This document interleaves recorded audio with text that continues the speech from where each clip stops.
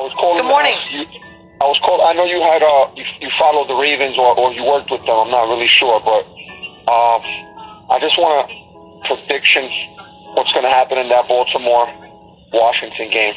What do you guys think? Yeah, I mean, here's the thing, Mike. Listen, how can Baltimore not be absolutely just so ticked off and so embarrassed? And Matt, thank you for the phone call. Thanks for holding on. I know you were holding on for a while to get that question in. Appreciate you. You know, how can Baltimore not be just absolutely coming in with a chip on their shoulder, just a complete embarrassment, and how they lost to the Kansas City Chiefs? I think they take all that aggression and all that anger out on Washington today. I think this is going to be a butt whipping. Curious to get your thoughts on how you think this is going to play out.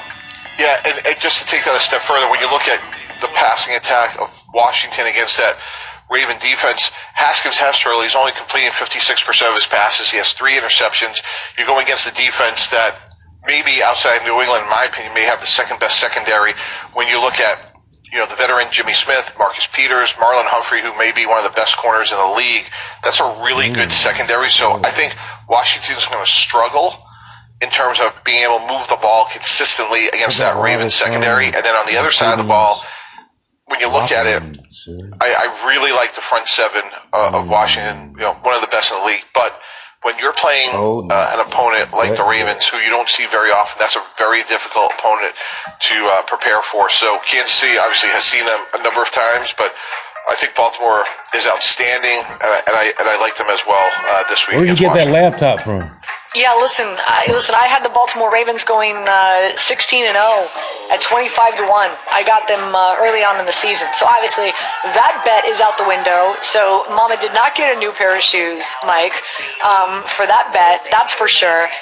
The way that Kansas City and Ravens game panned out, I think it was a series of horrible events that took place for the Ravens, right? Like they went in thinking, Kansas City, they've got one of the worst rushing defenses in the NFL, and you've got to give credit to Steve Spags, who came in and really put together a great defensive game plan. The Ravens were not able to run the ball outside of Lamar Jackson.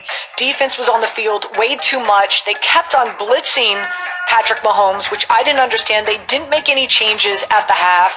That was really so. And with all due respect to Patrick Mahomes in Kansas City, I just don't feel that the best team won that game. The team that played the best that day won that game. I still think the Ravens are the best team in the NFL. I think it's unfortunate the way that they lost. I'm sure you disagree with me, but man, if that's an AFC championship rematch, I'd pay $1,000 to watch that on pay-per-view, Mike. Well, so you're going to have no shoes and you're going to be at $1,000. This is not a good week for me.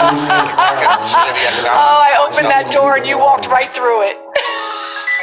Boy, I hope you don't lose a lot of balls, next time you play, because, to go order another case of those Pro V1s is not going to be salary cap friendly for you. So, you're so funny. Kansas City's a better team. Last couple times they played, they've proved that.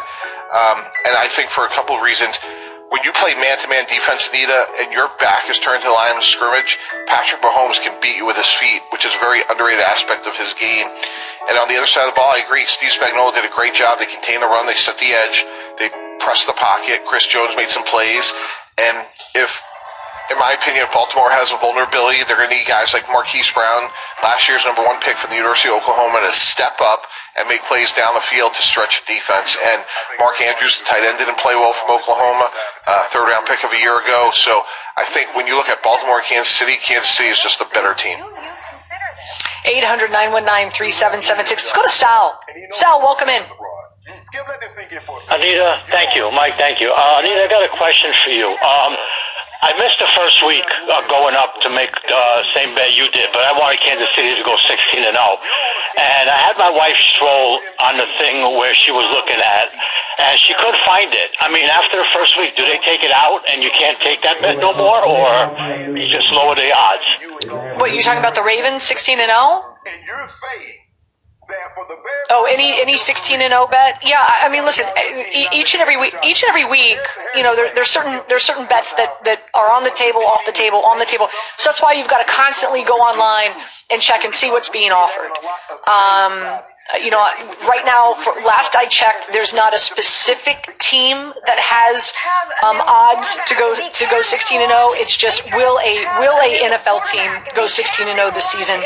And I want to say those odds, last I checked, I think were like 15-1 that a team will go 16-0. So, you just have to constantly, whether it's BetMGM, DraftKings, whatever, wherever you wager.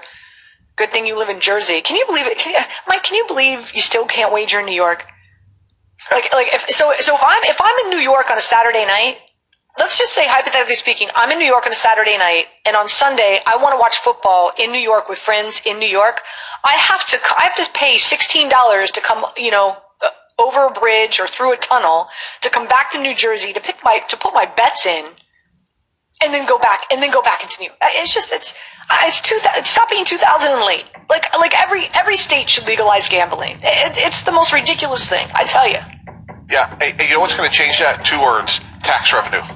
When all these cities and states are looking for new forms of tax revenue, I bet you within a year from now, when we're having this conversation, things will look differently. 800-919-3776. Let's go to Emmanuel in Flushing. Emmanuel, welcome in. Good morning, guys. How you doing? Good morning. Good morning. Listen, let me ask you this: I know both teams in the New York area have been so dysfunctional, but if you have to choose, which team do you still have faith in the future, the Jets or the Giants?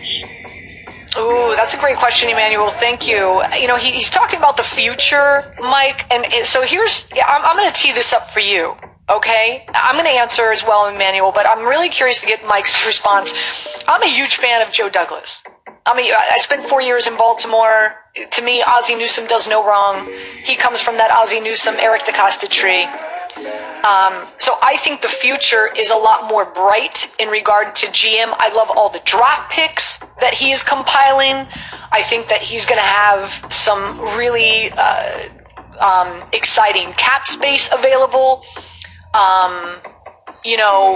So future-wise, I really like what Joe D can do for the Giants. I'm not sold on Adam Gase.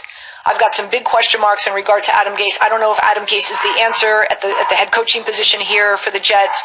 As for the Giants, I like Dave Gettleman. He's really a funny, quirky, kind of nice guy. I just think he's very old school. I don't think he's up to the times. Football has changed immensely, and I feel that he's drafting for the old school football, not for the new school football.